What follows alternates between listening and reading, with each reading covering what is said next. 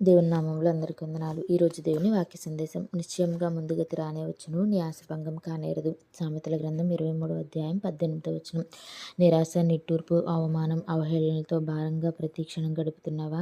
ఎందుకు నా జీవితంలో మార్పు రావట్లేదు? నేనేం తప్పు చేశాను, పాపం చేశాను, ఇంకా నా జీవితం ఇంతేనా అనుకుంటూ తల్లడిల్లిపోతున్నావా? బాధపడకు. దేవుడు నీ ప్రతి కన్నీటి బొట్టును చూస్తున్నారు. ఆయన దృష్టికి నీవు చాలా విలువైన వాడవు, విలువైన దానవు. అయితే ఆకాశం క్రింద జరుగు ప్రతి పనికి ఒక సమయం కలదు అన్నట్లు నీ జీవితంలో కూడా నీవు కోరుకున్నది జరగడానికి, నీ ఆశ తీరడానికి సమయం కలదు. ఖచ్చితంగా దేవుడు నీకు మంచి చేస్తారు. ఆశపడిన ప్రాణాన్ని తృప్తిపరిచే దేవుడు ఆయన. నీ నిట్టూర్పులు, నీ దుఃఖం ఎగిరిపోయి సంతోషంగా ఉండే రోజులు రాబోతున్నాయి. మారాన్ని మధురంగా మార్చిన దేవుడు, బండ నుండి ప్రవాహ జలాల్ని రప్పించిన దేవుడు నీ జీవితాన్ని మార్చలేరా? ఖచ్చితంగా మారుస్తారు. కాబట్టి నీ ఆశ భంగం కానేరదని దేవుడు చెప్పిన మాటను గుర్తుంచుకొని నిరీక్షణ కలిగి ఉండాలని కోరుకుంటూ వందనాలు.